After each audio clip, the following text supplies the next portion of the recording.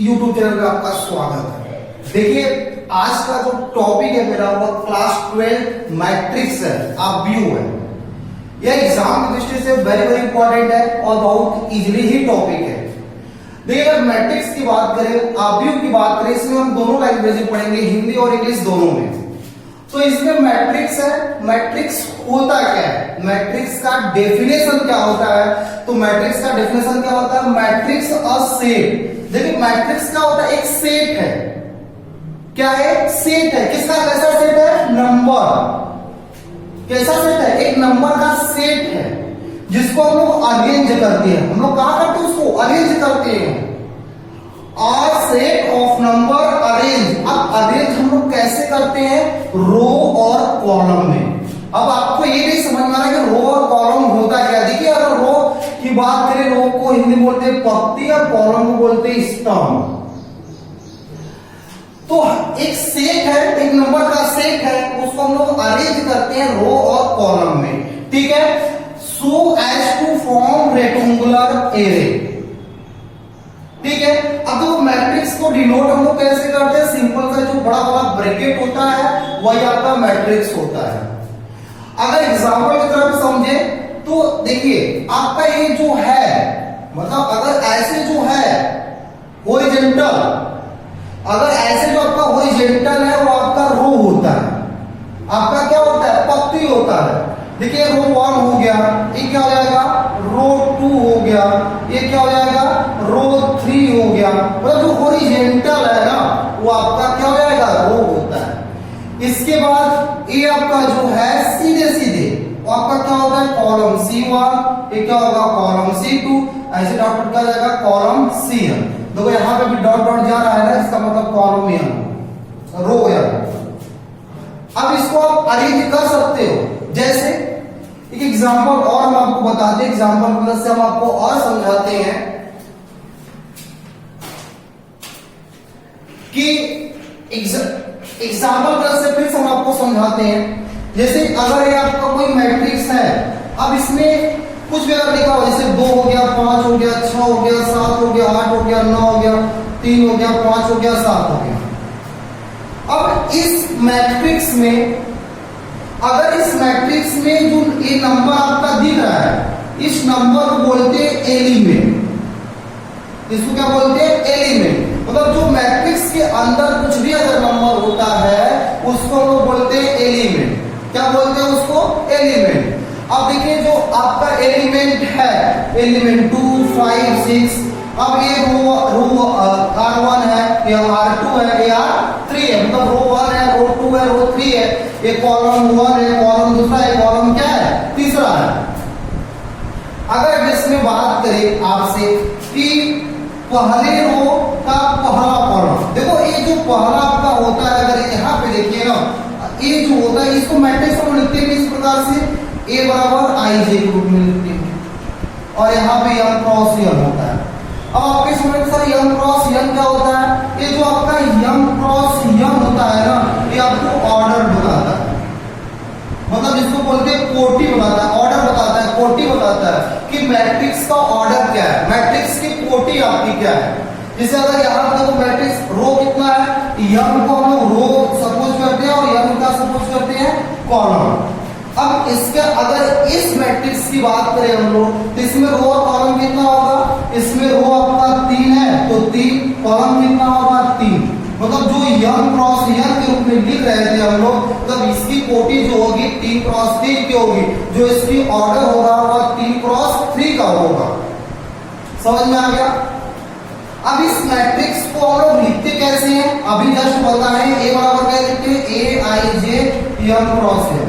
अब ये I को भी हम लोग, अब IJ अगर एक हिसाब से आप समझने के लिए अगर इसको समझ सकते हो, I को भी आप वही समझो, J को भी क्या समझो, कॉलम। मतलब इसको दिमाग में पुट कर लो, इसको दिमाग में क्या कर लेना है, पुट कर लेना है, और कुछ भी नहीं है। मतलब इस हिसाब से समझने के लिए आपको है। अब इसमें देखिए अगर हम लोग बात करें AIJ, अगर I बराबर 1 रख दे, J बराबर 1 रख दे, तो मतलब यहाँ पे आपका क्या होगा, A11। तो A11 वैल्यू क्या होगी, मतलब पहला रो पहला कॉलम, पहला रो पहला कॉलम, मतलब A11 की वैल्यू क्या हो जाएगी, 2 हो जाएगी। अगर यही आपसे पूछे कि A12 की वैल्यू क्या हो जाएगी, पहला रो दूसरा कॉलम, पहला रो या आपका क्या हो जाएगा, पहला रो है दूसरा कॉलम क्या है यहाँ पे जाएगा, मतलब ये एलिमेंट बच रहा है A12 बराबर कितना हो जाएगा 5 हो जाएगा। समझ में आ रहा है ना। ऐसे अगर हम आपसे पूछ दें A23 की वैल्यू क्या हो जाएगी, अब आपके दिमाग में तुरंत आना चाहिए यार जो पहला होता है आई होता है इजी होता है, आई को हम लोग आर बोलते हैं, जे को कॉलम बोलते हैं, मतलब दूसरा रो है, एक पहला रो क्या दूसरा रो, मतलब हमको इस रो में जाना है, हमको किस रो में जाना है, इस रो में जाना है। और कॉलम कौन सा है, तीसरा, कॉलम तीसरा, मतलब ये है कॉलम तीसरा, ये एलिमेंट मिल रहा है, मतलब 1 2 3 बराबर क्या जाएगा आपका 9 आ जाएगा। मतलब इसमें कौन सा एलिमेंट कैसा है ये आप इस मैट्रिक्स को देख के बता सकते हो, कौन से रो का कौन से कॉलम का कौन सी क्या वैल्यू आएगी और इसकी कोटि कितनी है। इसको क्या हो गया, रो होता है कॉलम होता है, m क्रॉस n होता है। कोई समस्या है नहीं। अब अगर इसे थोड़ा से और हम डिटेल से अगर देखें हम लोग तो इसमें क्या हो सकता है आपका, थोड़ा सा और एग्जाम्पल के साथ समझ लेते हैं, क्योंकि आपको ये आना जरूरी है कि आपको कौन सा नंबर है, कौन सा एलिमेंट है, कहाँ पे किस रो में किस कॉलम में पुट है। जैसे अगर आपको बात करें A31 का, A31 क्या होगा, तीसरा रो है पहला कॉलम है, ये आपका क्या है रो क्या होगा कॉलम, मतलब इसको आई जे के रूप में भी लिखते हैं, मतलब वो तीसरा रो आपका ये है, ये आपका क्या है R3 है, कॉलम कौन सा है कॉलम, कॉलम कौन सा है ये आपका कॉलम कौन सा है कॉलम, तो इस दोनों में कौन सा मैच कर रहा है A3, मतलब A31 की वैल्यू क्या हो जाएगी, कौन सा एलिमेंट हो जाएगा 3। मतलब ये आपको बताए थे कि मैट्रिक्स के अंदर जो भी अगर वैल्यू होता है उसको हम लोग एलिमेंट बोलते हैं, और यहाँ पे इसको क्या निकालेंगे हम, कोटि होता है, मतलब ऑर्डर होता है। अब हम लोग देखो एलिमेंट निकालना सीख गए हैं कि एलिमेंट कौन सा नंबर कहाँ पे आ रहा है। अब अगर हम आपसे अब हम लोग क्या करते हैं थोड़ा सा ऑर्डर के बारे में चर्चा करते हैं। ऑर्डर आपको पता हो गया, जो ऑर्डर होता है, ऑर्डर को मतलब कोटि। अब जो आपका कोटि होता है अभी जस्ट बताया कि रो क्रॉस कॉलम, इसको हम लोग इसको क्रॉस भी बोल सकते हैं और बाई बोल सकते हैं, रो बाई कॉलम। और इसको हम लोग क्या इसको ये कर सकते हैं और है यम क्रॉस यम। देखो जो रो क्रॉस कॉलम है इसको हम लोग क्या करते हैं ना, समझने के लिए इसको बता रहे हैं आपको कि रो और कॉलम होता है, इसको आर समझ लेते हैं और इसको सी समझ लेते हैं, लेकिन ऑर्डर को जो हम लोग डिनोट करते हैं दर्शाते हैं वह यम क्रॉस यम का ही होता है। अगर एग्जांपल के तौर पर हम लोग समझे, जैसे यहाँ पे एग्जांपल और लेते हैं, जैसे यहाँ पे कुछ भी लिखा हुआ है 2 5 3 2 1 3। अब अगर आपसे पूछेगा इसकी ऑर्डर कितनी है, इसकी आपको पता है कि यहाँ पे यम क्रॉस यम है, लेकिन अगर आपसे पूछेगा ऑर्डर कितनी है तो ऑर्डर इसमें कितनी है, रो का 2 है, एक रो है, यहाँ पे दूसरा रो है R1 R2, 2 रो है, कॉलम कितना है, एक कॉलम 2 कॉलम 3 कॉलम, 2 क्रॉस 3 का।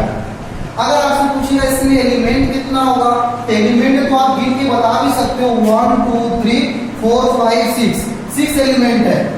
अगर गिनना नहीं है तो आपको अगर ऑर्डर पता है, कोटि पता है, सीधे 2 क्रॉस 3 का है जिसका मल्टीप्लाई कर तो कितना आएगा 6, मतलब इस मैट्रिक्स में 6 एलिमेंट तो होंगे, इस आव्यूह में 6 एलिमेंट होंगे।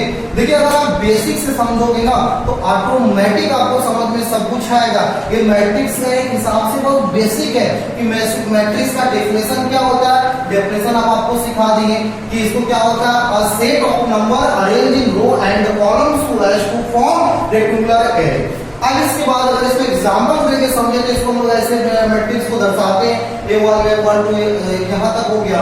अब इसके बाद इसमें रो क्या होता है, कॉलम क्या होता है, आपको ये भी सिखाया गया। अब इस रो और कॉलम में इसमें अगर बात करें इसमें कुछ एलिमेंट होता है, एलिमेंट यह है, एलिमेंट यह एलिमेंट है, इस एलिमेंट का संख्या को कैसे निकालेंगे, A1 2 A1 1 ऐसा आपको सिखाया गया। इसके बाद अगर ऑर्डर की बात करें, कोटि की बात करें तो आपको कोटि भी सिखाया गया कि कोटि हम लोग कैसे निकालते हैं। जैसे और एग्जाम्पल लेके हम से समझ सकते हैं कि कोटि हम लोग कैसे निकालेंगे। जैसे अगर यहाँ पे लिखा हुआ है, अब इसमें कोटि पूछेगा तो रो का 2 है, 1 2 3 को रो है, कॉलम का 2 है 1 2 क्रॉस 3। अगर इसका मल्टीप्लाई करेंगे 3 दूनी कितना जाएगा 6 का क्या हो जाएगा एलिमेंट होगा। लेकिन इसकी ऑर्डर कितनी होगी, कोटि क्या होगा 3/2 का होगा। हमेशा पहले रो लिखते हैं फिर बाद में कॉलम लिखते हैं। ठीक है, यहाँ तक तो समझ में आ गया, समझ में आ गया। एक वो मैट्रिक्स क्या होता है, मैट्रिक्स के बारे में आपको सिखाया। अब टाइप्स ऑफ मैट्रिक्स सिखाएंगे कि कौन कौन से टाइप्स का मैट्रिक्स होता है। ठीक है, आइए देखते हैं टाइप्स ऑफ मैट्रिक्स और मैट्रिक्स के बारे में बहुत अच्छे से समझते हैं। कौन सा टाइप्स का मैट्रिक्स होता है और वो कैसे हम लोग पहचानेंगे कि वही टाइप्स का मैट्रिक्स है। ठीक है ना, तो और वही सब सीखेंगे भी हम लोग, क्योंकि अगर टाइप्स ऑफ मैट्रिक्स सीख लेंगे तो हम लोग को मैट्रिक्स का सवाल लगाने बहुत ही आसान हो जाएगा। जैसे अगर हम लोग बात करेंगे यहाँ पे types of matrix, types of matrix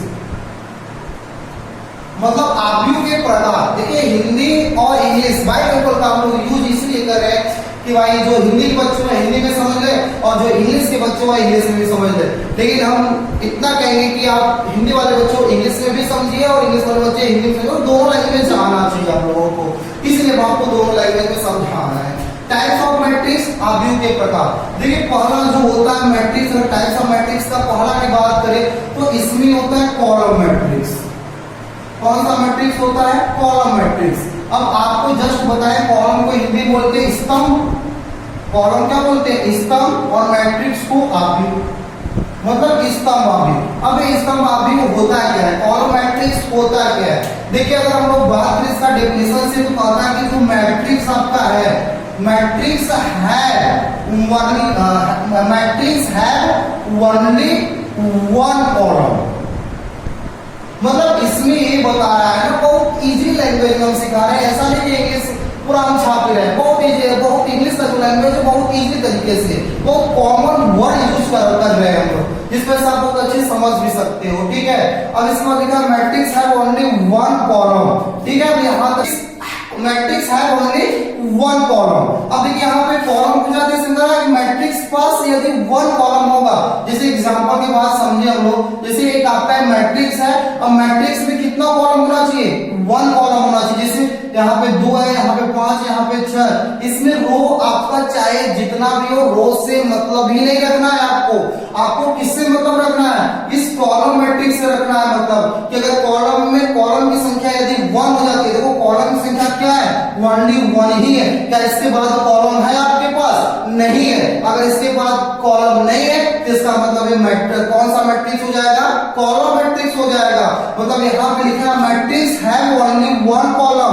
अगर मैट्रिक्स के पास है ऐसा मैट्रिक्स हो जिसके पास ओनली वन कॉलम होता है, वह कॉलम मैट्रिक्स होता है, वह स्तंभ आव्यूह होता है। ठीक है ना, समझ गए। और एग्जांपल बता दे, चलिए ठीक है, और एग्जांपल बता देते हैं आपको। जैसे यहाँ पे दिया हुआ है, यहाँ पे इसे बता देते हैं, लो। अब इसमें देखो कॉलम कितना है आपका, कॉलम एक ही है। अगर कॉलम एक है तो मतलब क्या हो जाएगा, कॉलम मैट्रिक्स हो जाएगा। लेकिन इसमें अगर आपसे बात करें इसकी कोटि कितनी होगी, अभी हम लोग ऑर्डर सीखे हैं, ऑर्डर सीखे एम्ब्रोसियन के बारे में, तो इसकी ऑर्डर कितनी होगी, इसकी ऑर्डर कितनी होनी चाहिए, कॉलम की रो कितना है, 1 2 3 4 और रो कॉलम कितना है, 1 रो मतलब 4 को है, कॉलम में मतलब 4/1 बोलो चाहे 4x1 बोलो या 4x1 बोल दो। ठीक है ना, मतलब अगर कॉलम की संख्या 1 है तो इसका मतलब क्या हो जाएगा, वह आपका कॉलम मैट्रिक्स होगा। ठीक है, इसके बाद दूसरा मैट्रिक्स की बात करें, दूसरा मैट्रिक्स होता है रो मैट्रिक्स। अब देखिए आप लोग को आइडिया खुद ही लग रहा होगा, रो मैट्रिक्स को हिंदी में बोलते हैं, रो को क्या बोलते हैं, पत्ती आव्यूह। अब आपको खुद ही लग रहा होगा कि वास्तव में रो मैट्रिक्स हो क्या सकता है। जैसे यहाँ पे हम लोग बात करें कॉलम मैट्रिक्स में, तो कॉलम मैट्रिक्स में ऐसा मैट्रिक्स जिसके पास एक बस कॉलम था, ऐसी अगर रो मैट्रिक्स की बात करें तो रो मैट्रिक्स में क्या हो सकता है, मतलब यहाँ पर भी इसका डेफिनेशन हम लोग लिख सकते हैं, मैट्रिक्स हैव ओनली वन। अब ओनली वन क्या होना चाहिए, यहाँ पे रो है तो ओनली वन रो होना चाहिए। कहने का मतलब यदि आपके पास एक रो होना चाहिए, जिसे इसमें एक कॉलम हो रहा था, इसी तरह इसमें एक रो होना चाहिए। यदि एक रो है तो इसका मतलब क्या होगा, वह रो मैट्रिक्स होगा, पत्ती आव्यूह होगा। जैसे अगर एग्जांपल की बात करें हम लोग, एग्जांपल में क्या होगा, कुछ एग्जांपल ऐसा है, यहाँ पे 2 5 6 कुछ भी रख लीजिए नंबर, वो तो एलिमेंट है, एलिमेंट बदलता रहेगा, कुछ भी नंबर रहेगा, इससे कोई फर्क नहीं पड़ेगा। बस आपको इस बात को ध्यान देना है कि रो मैट्रिक्स होता है क्या है। रो मैट्रिक्स क्या होता है, इसमें रो की संख्या कितनी है, ओनली 1 है। रो की संख्या कितनी है यार, इसमें रो की संख्या एक ही है ना, अगर रो की संख्या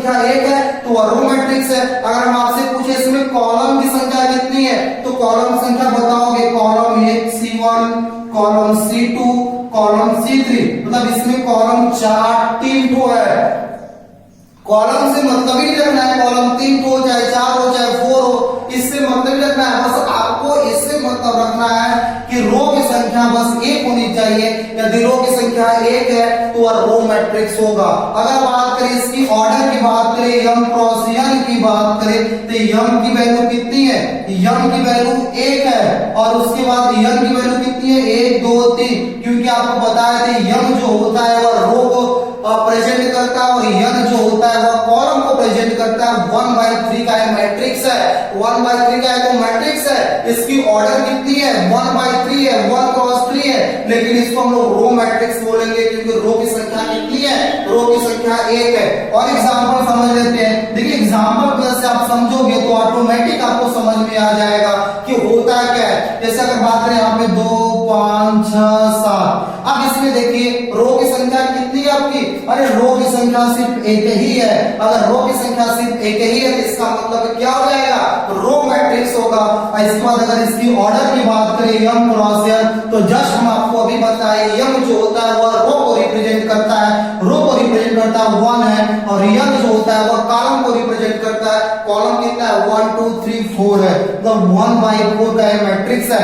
मतलब यहां तक आपको समझ में आ गया कि टाइप ऑफ मैट्रिक्स में कॉलम मैट्रिक्स आपको समझाया कि कॉलम मैट्रिक्स क्या होता है, स्तंभ आव्यूह क्या होता है, हम आपको बहुत अच्छे समझाए एग्जांपल की मदद से, डेफिनेशन भी आपको बताएं। उसके बाद रो मैट्रिक्स क्या होता है, पंक्ति आव्यूह क्या होता है, हम आपको डेफिनेशन की मदद से हम आपको ये भी बताएं, ठीक है। उसके बाद एग्जांपल विद एग्जांपल से हम समझा रहे हैं आपको कि अगर एग्जांपल ऐसा है तो आपको क्या बोल सकते हो? रो मैट्रिक्स है कि कॉलम मैट्रिक्स है, ठीक है ना।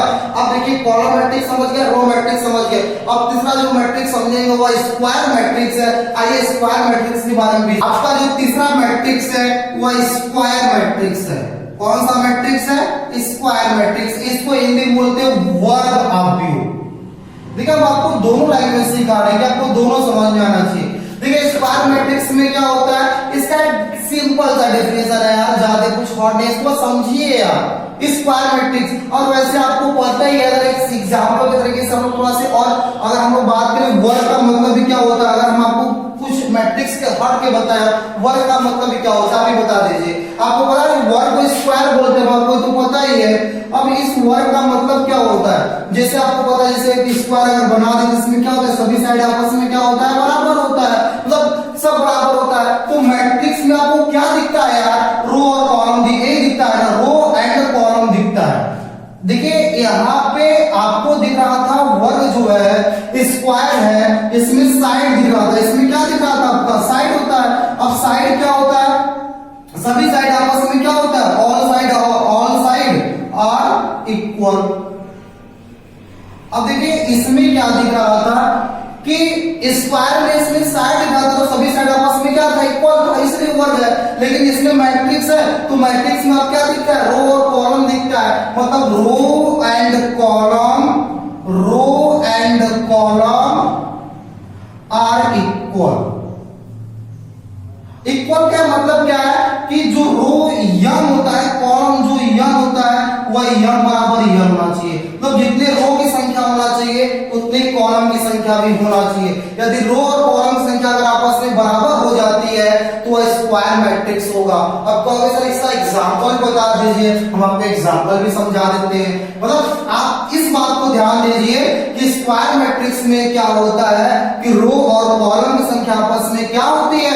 इक्वल होती है, बराबर होती है। मतलब एग्जाम्पल अगर हम लोग समझे, एग्जाम्पल की मदद से हम लोग क्या करते हैं समझ लेते हैं। जैसे अगर कोई भी मैट्रिक्स यहाँ पे है, देखिए 2 है, 5 है, यहाँ पे 6, यहाँ पे 7 है।